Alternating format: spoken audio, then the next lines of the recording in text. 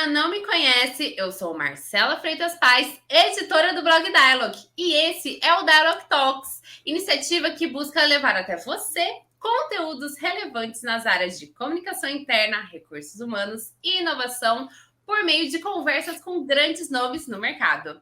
Aproveito para te convidar a assistir os outros episódios dessa temporada. Já falamos sobre diversidade e inclusão, ESG, saúde mental, entre outros temas. Deixamos o link com a playlist Dialogue Talks 2021 na descrição deste vídeo. Não deixe de se inscrever em nosso canal para não perder nada, hein? No episódio de hoje, a inovação é a estrela principal. É inegável o fato de que a tecnologia está cada vez mais presente em nossa rotina. Tudo é digital. No ambiente corporativo, é possível enxergar o notável crescimento da digitalização em processos e projetos. Além disso, a pandemia certamente acelerou ainda mais essa jornada digital nas empresas, principalmente na área de RH, que assumiu uma posição muito mais estratégica dentro das organizações desde então. Mas como nem tudo são flores, existem os desafios em começar e se manter em um mundo mais digital. E é sobre isso que falaremos hoje. Tecnologia e inovação. Quais são os desafios da digitalização no RH? Nosso convidado de hoje é o diretor executivo da Mercer, investidor e autor do livro Transformação Digital, uma jornada que vai muito além da tecnologia, Antônio Salvador. Antônio, seja muito bem-vindo ao Dialogue Talks, é um prazer recebê-lo. Olá, Marcela, olá, ouvintes, pessoal que está nos assistindo, é um prazer estar aqui, poder compartilhar um pouquinho, né, a minha experiência, né, e o que eu estou vendo aí no mercado. É um prazer estar aqui com você. Muito obrigada. Então já vamos começar. Vamos lá. Na sua percepção, quais são os maiores desafios enfrentados pela área de recursos humanos ao passar pelo processo de digitalização? Marcela, bom, eu acho que qualquer profissional de RH hoje estão vivendo várias crises, né? A gente tem a crise real da pandemia, que colocou no RH uma pressão muito, muito importante de reagir, né, a uma crise. Mas tinham vários fatores que já estavam sendo, né, várias ondas que estavam acontecendo por aí, que com a pandemia aceleraram muito. A digitalização é uma delas, as pessoas terem uma ressignificação do trabalho era uma delas, ou seja, as pessoas não estão ressignificando o trabalho por conta da pandemia, mas isso já vinha acontecendo, né? A relação que você quer ter com o trabalho, como você quer trabalhar, e aí veio uma pandemia que o meu sócio, Daniel Castelo, que escreveu o livro comigo, ele costuma dizer que foi um grande ensaio geral para o mundo que está vindo por aí. Então, tudo isso está acontecendo dentro das empresas também, né? Toda essa onda de diversidade que hoje, né, movimento Me Too, Black Lives Matter, quer dizer, essas coisas estavam acontecendo. Então, imagina esse caldeirão de mudanças acontecendo e o RH ali no meio tendo que dar contexto dentro das empresas para esse mundo cada vez mais caótico, incerto, volátil, né? E a digitalização é uma delas, e que foi muito acelerada pela pandemia. Então, eu acho que o que está acontecendo hoje, e essa aceleração, ela chega dentro das empresas. E, para mim, eu acho que os grandes desafios da digitalização que a gente está vendo é a gente pensar novos modelos de negócio, que antes não eram possíveis, mas, de novo, veio sabe aquelas pequenas mudanças que vão se transformando em grandes e elas vão se combinando? É isso que aconteceu com a tecnologia. Então, hoje você tem possibilidades de tecnologia que antes não eram possíveis, para você oferecer novos modelos de negócio, novas formas de você interagir com o consumo, e a discussão não é mais a tecnologia ou o recurso para comprar a tecnologia, porque ela se barateou muito, está muito acessível, mas são as estratégias. Então, muitas pessoas que, até a área de RH, que começam, não, preciso digitalizar o RH. Não, você precisa ter uma estratégia de RH e que aí sim a tecnologia vai realizar o seu sonho. Então, acho que estratégia é um primeiro fator, né? Às vezes a gente se esquece disso, né? Eu começar com o porquê que eu estou fazendo isso, onde é que eu quero chegar, qual é o meu objetivo. Porque se você não tiver essas perguntas bem resolvidas, a tendência de você gastar dinheiro, né? Dinheiro bom com tecnologia ruim, ela é muito grande. No livro a gente até brinca com uma coisa que uma empresa velha com tecnologia nova é uma empresa velha muito cara, né? Ela não vai se transformar numa empresa nova. E acho que o outro fator é o comportamental, né? É um fator humano, que eu acho que é muito importante quando a gente fala de digitalização ou da gente transformar a forma de fazer. Por quê? Mudar não a gente gosta de mudar, mas a gente às vezes não quer mudar, né? Então, mudar significa fazer coisas diferentes, mudar significa abrir mão do passado, mudar significa abrir mão daquela sua planilha de Excel que você demorou anos para deixá-la perfeita e que faz tudo aquilo que você pensa, e agora utilizar tecnologia, e você rever processos, e trabalhar de forma mais colaborativa, de forma mais inclusiva, né? Olhando o erro de outra maneira, né? Então, eu acho que esses talvez são dois aspectos muito importantes, né? A estratégia e você preparar as pessoas para esse lado, para o uso da tecnologia, porque não é o uso da tecnologia, é o modelo de negócio que a tecnologia te permite, né? Então, pensar diferente, estar preparado para trabalhar diferente, são para mim, dois desafios muito grandes. Bacana. E a segunda pergunta já complementa, já responde a primeira. Como vencer esses desafios? Eu acho que, assim, primeiro, eu falei, né? Estratégia e gente, né? Então, eu acho que quando a gente fala principalmente de gente, a gente precisa, existem, acho que essa metodologia ágil que veio né?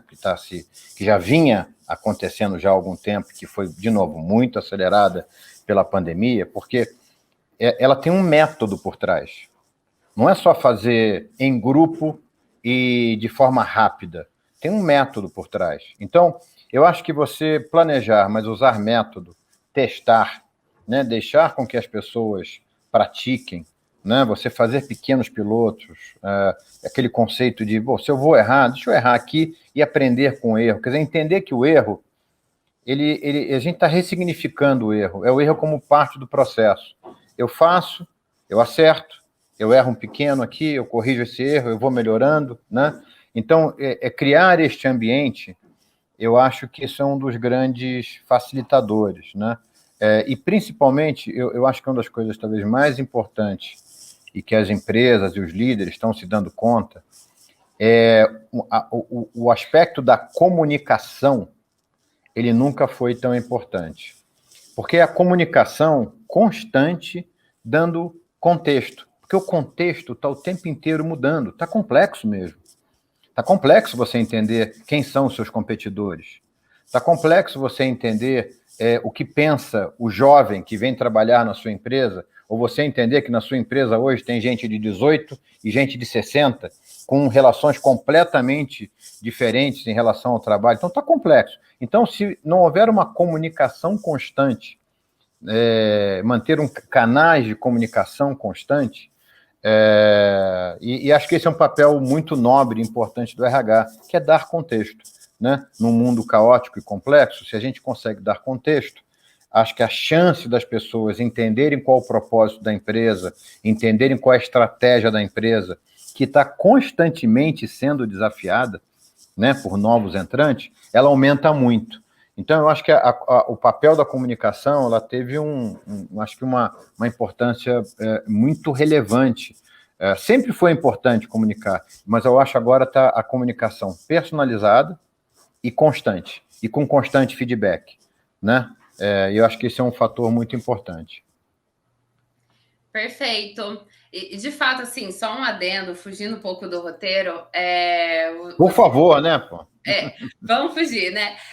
Você respondendo essa pergunta, falando da importância da comunicação nesse novo momento que a gente vive. De fato, em outros episódios do Dialogue Talks, a gente sempre, tanto falando quanto escutando os nossos convidados, a gente percebe que a comunicação sempre foi importante, mas ela realmente teve que, assim como o RH, assumir um papel muito mais estratégico.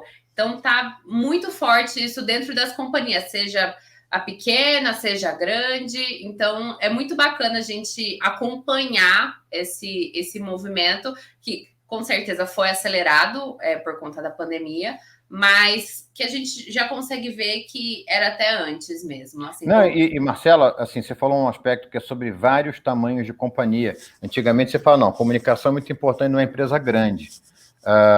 Então, as empresas grandes sempre se preocuparam em comunicar para muitos empregados, né? Eu fui vice-presidente de RH do Grupo Pão de Açúcar, a gente tinha 160 mil funcionários, chegamos a um pico de 170.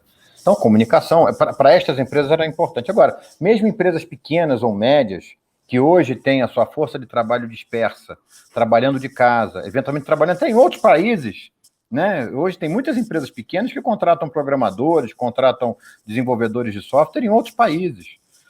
A comunicação também é importante para empresas pequenas e médias, né? Essa comunicação constante. Porque é aquela coisa, você está dentro de uma empresa pequena e média, aí sai uma notícia, puxa, tem um novo entrante no seu setor. Como é que... Mas o que eu faço? Isso muda a nossa estratégia? Não muda a nossa estratégia? Isso é o tempo inteiro. Sai uma nova legislação, né? Tem um novo movimento, tem uma crise sanitária. Como a gente reagir e manter as pessoas permanentemente comunicadas é muito importante. E isso num mundo onde as fake news, né, explodiram, né? Então, as mídias sociais externas, elas explodiram de vários tipos de versões da verdade. Então, para você manter as pessoas alinhadas, entender, né, os seus anseios, você criar canais de comunicação dentro de organizações para que essa comunicação seja constante, eu acho que é um fator estratégico muito importante para as empresas terem sucesso nesse novo mundo, né? Exato. Assina embaixo. Perfeito. A terceira pergunta, a gente já vai falar, ó. A palavra da vez é inovação. Mas, afinal de contas, o que é ter uma mentalidade inovadora e como chegar nela? Eu acho que, às vezes, a gente dá um certa... essas palavras de moda, eu sempre, na minha vida toda, eu sempre tive um pouco meio reticente, talvez pé no chão demais, não sei, porque, vamos combinar, a inovação ela é importante desde que o homem das cavernas inventou, né, um negócio redondo que dava para virar uma roda, né, e você podia empurrar pedra, né, em vez de ter que carregar uma pedra. Então, a inovação é da natureza humana, né, a nossa natureza é inovadora, é de fazer diferente, né, o ser humano tem esse gene dele desde que o mundo é mundo. O que está acontecendo é que isso hoje é feito de forma diferente, né? E a tecnologia, aí sim, talvez a tecnologia, está podendo exponencializar várias ideias que a gente tinha na cabeça, mas talvez não fossem realizáveis. E agora a gente está conseguindo realizar esses sonhos de maneira mais rápida, né? Então, não é que... inovação sempre foi importante, né? Se você perguntar, por exemplo, trabalhei muito tempo no varejo, estou muito ligado ao varejo. É da natureza do primeiro varejista que inovou, pegando as caixas que ele tinha no armazém e botando na frente do armazém e abrindo as caixas para as pessoas poderem pegar. Puxa, ele inovou na forma das pessoas se relacionarem com o produto, e criaram supermercados. Então, a inovação é a mãe e principalmente de todas as necessidades. O brasileiro é muito inovador, a gente sempre lidou com crise, né? A gente fica brincando o MacGyverismo, né? Aquela coisa de você sempre estar dando um jeitinho e tal, isso é inovação. Então, inovação está presente nas nossas vidas. O momento que eu acho que a gente está vivendo é que, às vezes, as pessoas associam inovação a brilhantismo. E acho que inovação não tem menos de brilhantismo e mais de suor, né? Inovação é método, de novo, inovação é você criar uma cultura das pessoas poderem falar o que pensam, poderem criticar o status quo, né? Porque se você não cria uma cultura das pessoas e fala, isso aqui eu acho que está errado, poderia ter sido feito diferente, você poder discutir isso, isso são fatores que te permitem inovar em qualquer cenário, né? Então, acho que as empresas que tenham esse DNA de constante questionamento, de ambientes que permitam a escuta de diferentes vozes, né? Então, a gente fala, às vezes, sempre falou muito de diversidade. Diversidade, ele é o pilar de qualquer processo de inovação. Porque se um processo de inovação for feito apenas por homens brancos, heterossexuais, de meia idade, a gente já sabe qual é o resultado. Agora, se forem feitos por homens de meia idade, de jovens, mulheres, né, heterossexuais ou não, né, de todos os pensamentos e raças e credos e formas de pensar diferentes, eu acho que isso ajuda. Isso, assim, todas as pesquisas que você possa perguntar vão levar sempre a diversidade como um pilar importante da inovação. Então, eu acho que, assim, como a tecnologia está permitindo você criar modelos inovadores, inovar com mais frequência, eu acho que aí eu acho que essa preocupação, talvez o que a gente está vivendo hoje é uma aceleração das possibilidades. E para isso você precisa criar de novo uma cultura que permita tirar proveito disso, né? Então, eu acho que criar uma cultura diversa, uma cultura que as pessoas tenham capacidade de desafiar o status quo, uma cultura onde a comunicação flua, né? Tanto para cima quanto para baixo, né? Que não seja só comunicação chuveiro, mas seja comunicação bidê, né? E que você tenha realmente essa fluidez, eu acho que são fatores muito importantes. Mas, de novo, sempre lembrando que, para mim, inovação é método, né? Então, quando a gente fala de usar uma forma de trabalhar onde eu vou testar, aprender, errar, criar, inovar, isso é um método, né? E provavelmente vai nos levar a ter estratégias melhores e usar melhor as possibilidades. Perfeito, sensacional. Complementando o que você acabou de falar, na verdade, a gente vai até afunilar. Quais são as competências necessárias para o RH ser, de fato, uma área inovadora? E qual é o papel da liderança nisso? Olha, eu acho que, assim, eu posso contar um pouquinho da minha história. Assim, eu em toda a área... Eu entrei no RH um pouquinho mais velho, eu não fiz uma carreira tradicional em RH, eu virei diretor de RH com 40, né? Eu tenho hoje 54. Então, desde que eu fui para o RH, eu sempre enxerguei o RH como um grande pulmão de trazer inovação. E eu comecei num RH, numa empresa de consultoria, que era a Price, aonde a única coisa o único ativo que esta empresa tem é a marca, que é feita por pessoas. Ou seja, se todas as pessoas decidissem não trabalhar, você não tinha receita. Então eu brincava que o RH numa empresa que só tem gente e presta serviço é quase como o diretor de fábrica, né? O diretor de supply chain. Então eu sempre achei que, puxa, a gente deveria ser a empresa, a área, né, dentro da empresa, que promovesse a discussão de inovação, mas principalmente eu sempre acreditei num pouco do walk the talk, né? Talvez de novo um pouco essa minha visão meio pragmática, do tipo, vamos implementar um novo modelo de avaliação 360. Vamos testar no RH? Não, vamos testar no RH.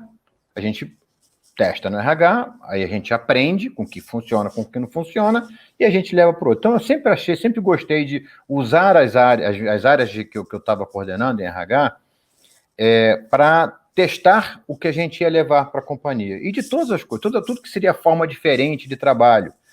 Home office, quando eu estava no GPA, eu comecei, né, como eu tinha um time grande, várias das minhas gerentes ou diretoras ficavam grávidas, né? E tinham filhos. E a gente começou a testar modelo. Foi bom, vamos testar o seguinte: você vai trabalhar part-time, você vai trabalhar home office, né? Então, eu acho que em todas as áreas que eu tive, e aí, por exemplo, a gente pegava essas pessoas, essas líderes, para elas pensarem como seria um programa de home office ou de part-time para toda a companhia.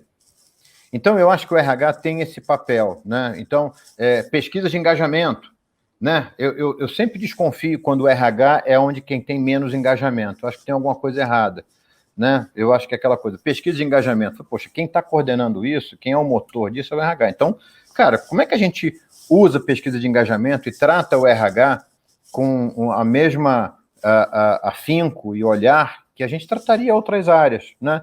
Então, eu nunca acreditei naquela coisa de casa de ferreiro, espeto de pau, sabe assim? No RH o clima não é bom, mas eu tenho que levar um clima bom para a companhia. Então, acho que talvez uma primeira coisa para o RH ter sucesso, e de novo, não é só agora, no processo de transformação digital, mas puxa, se a gente está fazendo, que estamos falando do futuro do trabalho, em trabalhos por squad, em digitalização, cara, o RH deve liderar isso. O RH deve ser quem usa, né, quem se aproxima de startups, deve ser a grande porta de entrada de inovação. Eu acho que se a gente faz isso, a gente pratica, grandes chances de quando da gente ganhar, inclusive, autoridade de levar isso para a companhia. No próprio RH que eu coordenei dentro do GPA, a gente fez um processo de transformação digital do RH muito forte, o que, inclusive, me habilitou, 3 ou 4 anos depois, a assumir a área de tecnologia e 5 anos depois virar o Chief Digital Officer da companhia.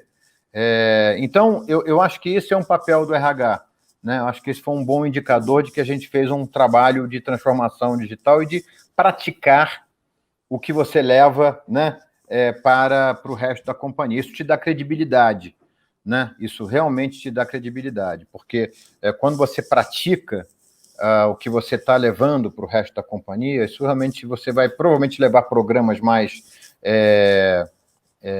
adequados, né? Porque você vai sentir a dor, né?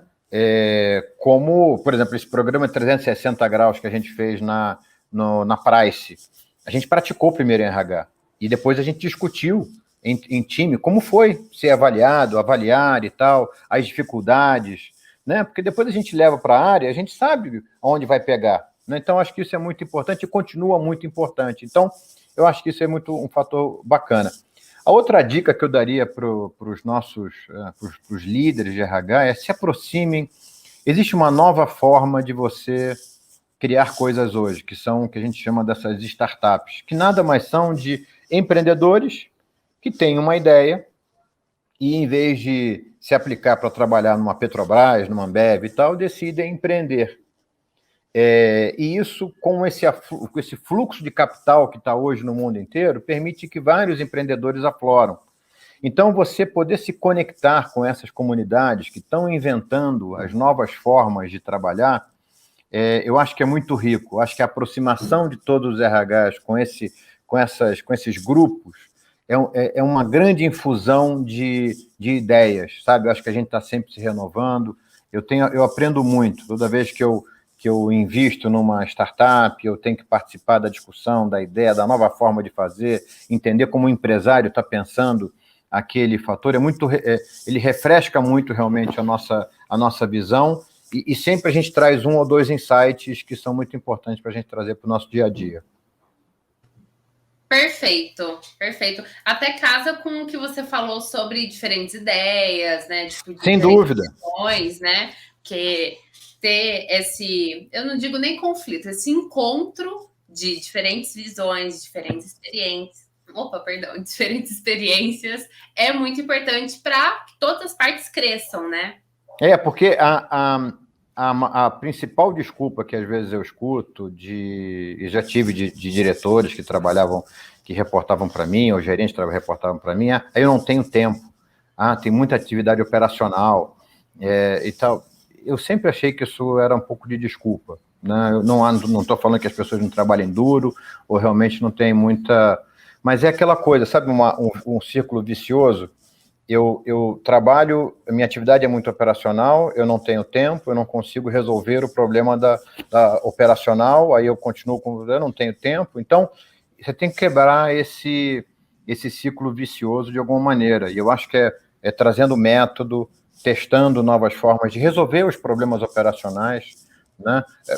Outro exemplo lá do GPA que eu vivi, quer dizer, a gente tinha um centro de serviço que chegou a ter quase 500 pessoas.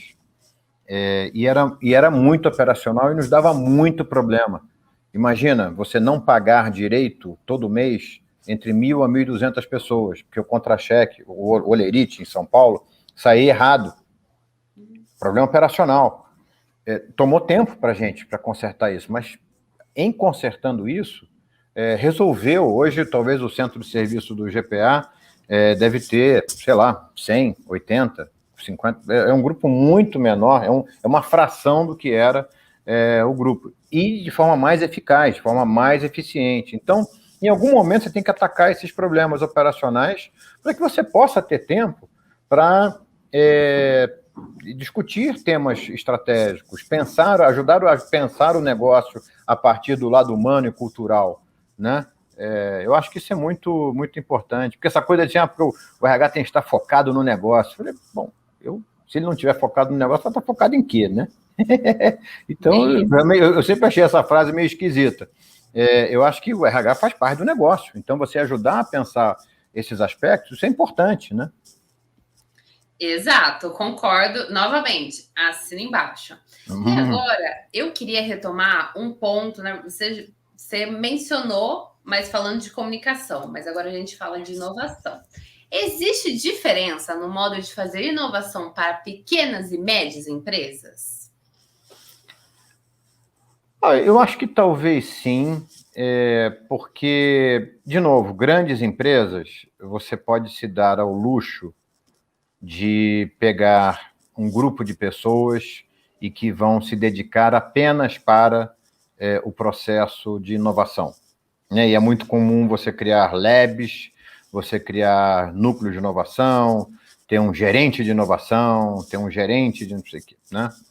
E em pequenas e médias empresas, geralmente você não tem nem esse luxo de criar uma área de inovação, né? Porque você tem, às vezes, vários chapéus, né? Então, eu acho que em pequenas e médias você precisa criar também para todos o chapéu da inovação, né? Então, talvez em pequenas e médias ele tem que estar mais permeado na cultura, né? Ele tem que estar mais permeado na forma de você trabalhar. Isso não que nas grandes não tenham, mas como você imagina numa grande empresa, que você tem várias áreas operacionais, áreas que eventualmente tem que estar cumprindo padrão operacional. Então, te permite você criar pequenos núcleos que vão inovar e depois aquelas coisas são cascateadas, né? Então, eu acho que talvez tenha talvez é como se numa pequena e média ele tem que estar mais permeado, tem que ser a forma de você trabalhar. E talvez o fator da comunicação ser mais fluida, ele possa te ajudar, né? Mas eu acho que tem. Eu acho que tem por esses aspectos. Por outro lado, hoje, quando você pensa nas inovações ou que o mercado está te propondo, meio que coloca todo mundo em pé de igualdade, porque inovar, a possibilidade de você, por exemplo, trazer uma solução mesmo, como a Dialog, para uma empresa que tem 50 funcionários, é tão possível quanto, né, um grupo Pão de Açúcar que tem, não sei, ou uma Ambev, né, ou empresas que têm milhares de funcionários. Então, está todo mundo em pé de igualdade por conta das soluções em cloud, que te permitem comprar por usuário, que te permitem modelos de negócio, que antes era impossível, né? Antes você tinha que comprar um sistema, tinha que investir pesado, pagar licença, ter gente e tal. Hoje você consegue consumir inovação ou soluções inovadoras de uma forma muito diferente. Então, não é uma desculpa para uma empresa pequena e média não estarem usando as melhores práticas de mercado, né? Porque todas elas agora são mais compatíveis, né? Então, eu acho que é uma certa democratização de acesso à informação, à inovação para todas as empresas. De novo, a gente volta na estratégia e em gente, e em cultura. Então, se eu sou uma pequena e média e tenho uma boa estratégia, com certeza, e se inovação faz parte da minha cultura, né, eu com certeza vou ter sucesso, né?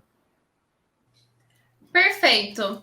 Já puxando um gancho. A rede social corporativa tem sido uma opção adotada por muitas empresas como forma de promover, ao mesmo tempo, comunicação, engajamento e o sentimento de pertencimento, aquele senso, né? Na sua visão, como tornar a ferramenta carro-chefe ou até mesmo case de inovação de uma organização?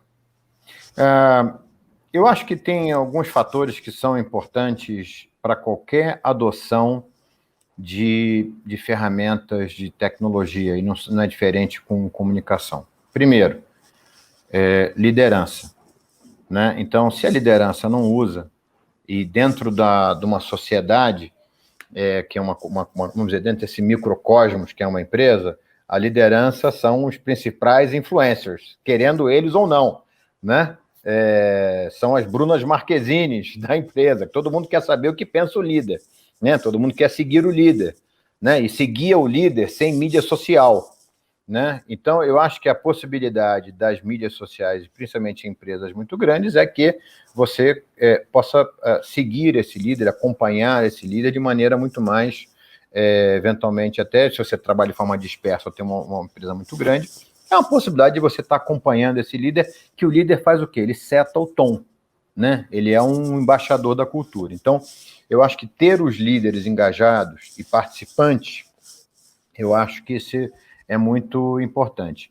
O segundo é relevância, né? De novo, relevância é importante desde dos portais corporativos, né? Como surgiram os walls da vida, esses agregadores, e que é o conceito do marketplace, que é de você ter, que inclusive era do marketing do supermercado, era do mesmo conceito dos shopping centers, que é você criar âncoras, né? Você lembra aquele conceito de loja âncora no shopping? O que é uma loja âncora no shopping? É aquela loja que atrai fluxo, né? Eu vou num shopping porque eu vou ao cinema. Poxa, mas eu vou ao cinema, mas eu aproveito e passo numa outra loja. Pô, eu vou no shopping porque eu vou num supermercado, eu vou no shopping porque eu vou na C&A, né? Que é uma grande loja, eu vou lá, né? E aí eu aproveito e passo, e é óbvio, eu estou dentro do shopping center, eu estou dentro daquele ambiente de consumo. Então, a gente pensar quais são as âncoras, quais são as lojas âncoras que a gente vai ter, que gere o hábito. Então, por exemplo, você ter dentro da mídia social, quais são o acesso? Eu preciso ter folha de pagamento, né? Se eu tiver lá minha folha de pagamento, o acesso à folha de pagamento dentro do portal, eu pelo menos vou entrar lá uma vez por mês, né? E ao entrar lá uma vez por mês, eu vou ter acesso à informação, vou ter acesso. Então, como é que você cria essas âncoras, onde façam as pessoas realmente aquilo ali ter relevância? Porque no fundo é isso. Imagina, hoje a gente tem nos nossos celulares aí no Brasil em torno de 90, 95 apps diferentes. Todo mundo tem. Essa é a média que o brasileiro tem dentro. Então você vai ter mais um app, né? Além de todos os apps hoje que você tem para viver. Então esse app vai ser relevante, né? E quanto mais informação, quanto mais âncoras você tem da sua companhia, né? Relatórios, comunicações, utilizar aquilo ali como realmente um canal importante, com certeza a chance das pessoas utilizarem e em utilizando ele de novo se torna mais relevante, eu acho que ela é muito grande. Eu acho que essas são duas, para mim, coisas muito importantes na adoção de redes, né, de redes de relacionamento corporativa. E o terceiro bloco é curadoria. Eu acho que a curadoria ela é importante. Eu acho que hoje você já tem ferramentas eletrônicas para te permitir a curadoria, a formação de grupos e tudo, mas eu acho que a curadoria ela é muito importante. O que me preocupa muito também, você utilizar redes corporativas para ficar discutindo o futebol que aconteceu no fim de semana e tal. Para isso você tem Facebook, para isso você tem sua rede WhatsApp pessoal. Eu acho que aí você começa a perder a relevância do que é uma rede corporativa, né? Aí é o chá de bebê, é o não sei o quê. Quer dizer, para isso você tem as suas redes pessoais, e todo mundo tem aí, né, os seus canais de WhatsApp com a família, com os amigos e tal. Eu acho que a curadoria de uma rede, para ela se tornar relevante, ela tem que ter coisas importantes, né? Quando começa a ter um bando de futilidades, ela se torna de novo como qualquer outra rede. Eu tenho um certo... Eu acho que tem que ter um cuidado. De novo, tem que ser pertinente à sua cultura, né? Se a sua cultura é um pouco mais gregária, né, e de compartilhar chás de bebê, tudo bem, mas eu tomaria cuidado. Se não, eu acho que uma boa curadoria ela é muito importante. Eu acho que são três coisas que eu tenho certeza que, se bem feitas, são que levam as empresas a terem sucesso nessas redes. Liderança envolvida, as lojas âncora, né? Quais são os conteúdos âncora e curadoria. Perfeito. Falando de inovação e RH, O Dialog, que completou 5 anos no último mês, é um super app que une rede social corporativa e hub de soluções de RH em um só lugar. Conheça mais sobre nossas soluções em www.dialog.ci. Agora, voltando para falar de liderança. Como transformá-los em agentes da mudança para uma empresa mais inovadora? Olha, você está falando dos líderes, né, de uma companhia, né? Eu acho que, de novo, dentro desse ambiente complexo que a gente está vivendo, de muita informação, os líderes também são seres humanos. Os líderes sofreram com a pandemia, líderes têm filhos, né? As líderes ficam grávidas, os líderes têm problemas, têm, né? Foi muito complicado. Todas as pesquisas mostraram que a pandemia foi muito difícil, principalmente para os líderes, porque ao mesmo tempo que eles tinham que dar contexto, acalmar, motivar e gerenciar as pessoas, eles também estavam vivendo seus próprios lutos e desafios né, e problemas de home office e por aí vai. Então, eu acho que assim, a gente está vivendo um mundo onde eu acho que a gente vai ter... Eu até estava brincando isso ontem, eu fiz um post aí no LinkedIn falando que eu acho que a gente vai viver ambientes de mais esporte coletivo e de menos heróis, né? Eu cada vez acredito menos no líder herói, sabe? Aquele que vai resolver tudo. Eu acho que cada vez mais a gente tem que pensar em torno de grupo. Eu acho que o líder não necessariamente é o que vai, de novo, estar à frente de todas as iniciativas, ou é aquele centralizador. Eu acho que esse papel ele está se perdendo ao longo do tempo. Eu acho que esses dinossauros estão acabando. Eu acredito mais num modelo de liderança onde o líder é um inspirador, é um motivador, é um animador de um grupo e sabe tirar o melhor proveito daquele grupo, né, das competências daquele grupo. E, de repente, é uma liderança por tarefas, né? Eu vivi eu fui consultor e eu achava bacana em consultoria uma prática que era você, na época que a gente tinha cartão de apresentação, né? Os mais velhos vão se lembrar disso. Marcela provavelmente nunca teve um cartão de apresentação, né? Você tinha um cartão, você trocava cartão com as pessoas, né? E na consultoria a gente não botava o título, né? Para que quando você estivesse na frente do cliente, você apresentasse ali os seus cartões e ia liderar a apresentação quem mais conhecesse daquele assunto, que podia ser o mais sênior ou o mais júnior, tanto faz, né? Porque às vezes é isso, assim, eu não domino todos os conhecimentos que eu estava gerenciando nas minhas equipes. Então, mas às vezes você está na frente do cliente, o cliente quer olhar só para o sênior, e não é o sênior que vai resolver o seu problema. Então, eu sempre achei bacana esse tipo de contexto que as empresas de professional service tinham, e eu acho que isso está se espalhando nas organizações, né? Então, eu acho que, assim, você ter cada vez mais esses ambientes onde os líderes possam errar, dizer que não sei, né? Dizer que... e montar equipes que sejam complementares, não a ele, líder, mas complementares entre si, eu acho que é uma boa forma de você ajudar a formar esse novo líder, né?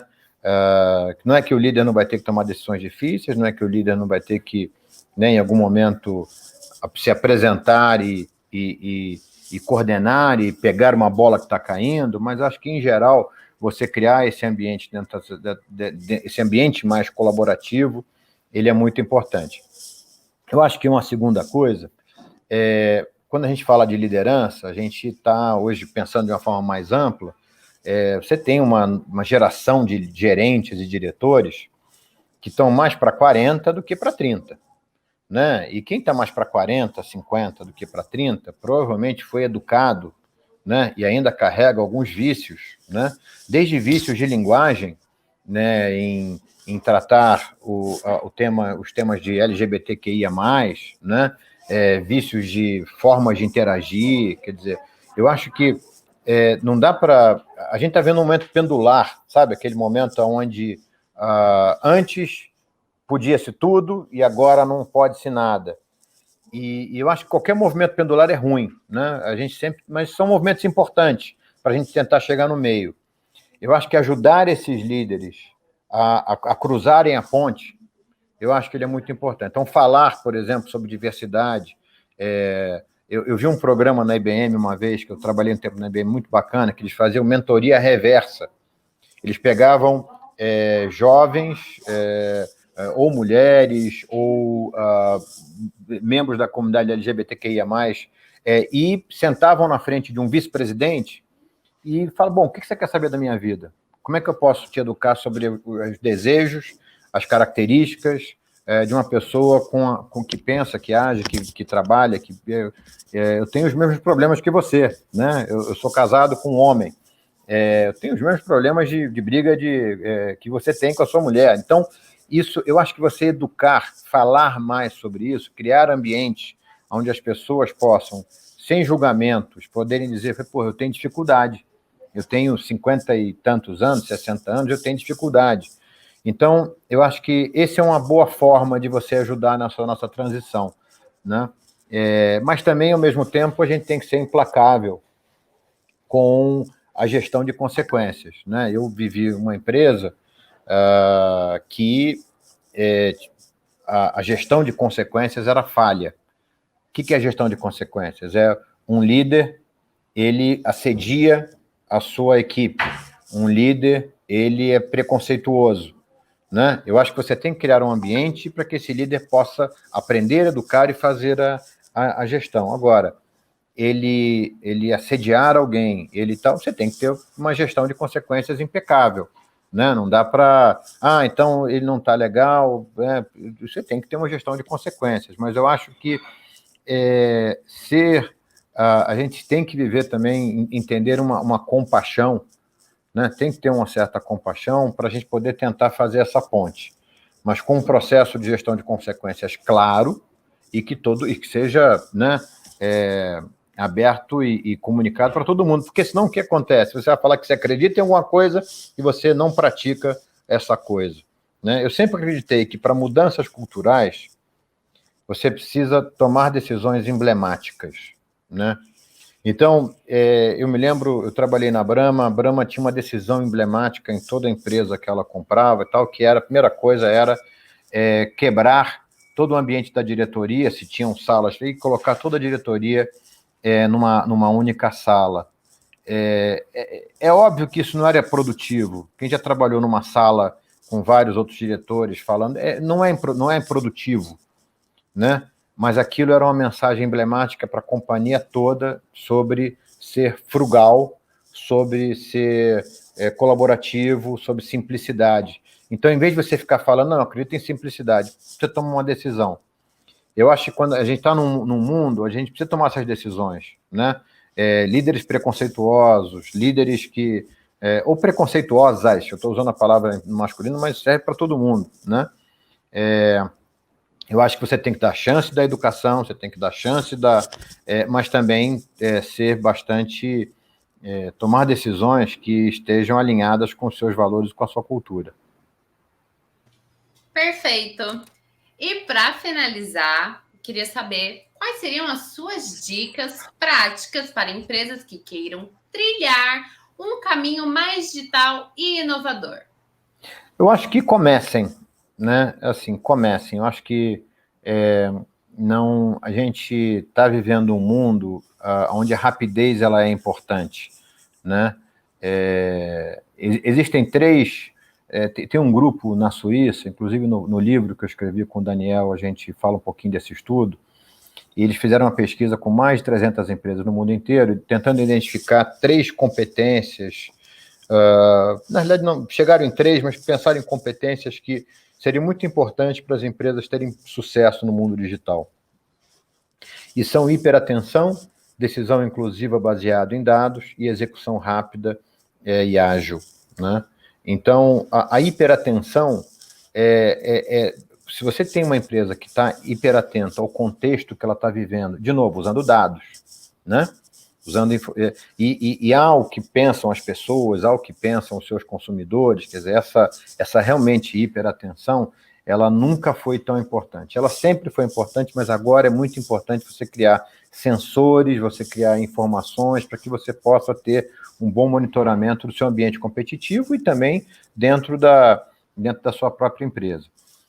A decisão inclusiva baseada em dados, quer dizer, é óbvio, dados, a gente tem um acesso a dados absurdamente e muito grande. Então, você criar sistemas onde você consiga captar esses dados, mas que ele possa ser inclusivo o suficiente de muita gente poder contribuir para essa base de dados, porque, de novo, se você tiver essa base de dados apenas enviesada pelo homem branco, heterossexual, meia-idade, você já sabe qual é o resultado. Então, tem que ser inclusivo, tem que ser uma decisão aumentada, né? Mas usando dados.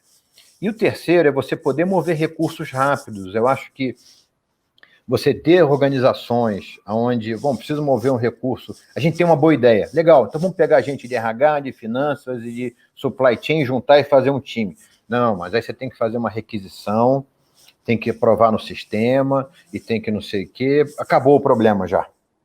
Então, essa sua capacidade de mover recursos e times de forma rápida e ágil para atacar problemas, a pandemia nos mostrou que isso é fundamental. Né? Imagina empresas que tinham lojas abertas e de um dia para a noite tiveram que se reinventar e tiveram que mover, na marra, tiveram que mover recursos de forma rápida e ágil. É óbvio que isso deixou um legado, mas aproveitem esse legado, né, de mover recursos de forma rápida e ágil, porque pode não ser uma pandemia, mas podem ser outras iniciativas, até de mercado, e que você vai ter que mover os seus recursos de forma rápida e ágil. Né? A empresa que faz aqueles orçamentos anuais e são blindados, ninguém mexe. Bom, então, a tua chance de reagir a uma crise, ela começa a ficar mais difícil. Então, quando você monta uma empresa mais flexível, a tua chance de ser resiliente a diversas crises, ela é muito importante. Né? Então, acho que esses são aspectos importantes. E eu acho que também nunca esquecendo, de novo, para brincar um pouquinho com o título do livro que a gente escreveu, que o título é Transformação Digital, uma jornada que vai muito além da tecnologia. Então, eu realmente estimulo as empresas e eu acredito genuinamente que a tecnologia ela é um pedaço da equação, mas tem muito a ver com cultura, tem muito a ver com o ambiente que você cria, tem muito a ver com o que você acredita e com a sua estratégia do que com a tecnologia. A tecnologia vai permitir você realizar seu sonho, mas se você não tiver um sonho, provavelmente a tecnologia vai ser uma boa forma de você gastar dinheiro bom numa tecnologia que não vai ser boa para você. Perfeito. A tecnologia não é milagreira, né? Não é milagreira. Antônio, eu queria então te agradecer pela participação. Foi um bate-papo assim incrível, falo de coração. Eu adorei. Gostaria de deixar, perdão, te cortei. Gostaria de deixar algum recado, consideração final e contatos? Não, queria de novo agradecer, Marcela, a oportunidade aí da gente estar batendo um papo. Eu acho que você vai deixar aí os meus contatos. Eu tenho um Linktree aí, um linkzinho que para quem quiser tem meus LinkedIn, tenho acesso ao livro, o resumo do livro, o podcast que a gente tem, curso, enfim, toda forma aí de fazer contato comigo e adoraria ouvir aí de quem participou, de quem teve a oportunidade de ouvir um pouco, façam contato, vamos trocar essa ideia, acho que essa discussão ela é muito legal, não vamos deixar essa discussão ficar só aqui nesse bate-papo de hoje, mas quem tiver interesse, por favor, me acione, vamos continuar esse bate-papo. Perfeito, é isso aí. Bem, eu fico por aqui. Converse com o Dialog nas redes sociais. Você nos encontra no LinkedIn, Facebook e Instagram como Dialog.ci. Deixamos os links aqui na descrição junto com a Linktree do Antônio, caso você prefira. Sou Marcela Freitas Paz, editora do blog Dialog. Até a próxima. Tchau!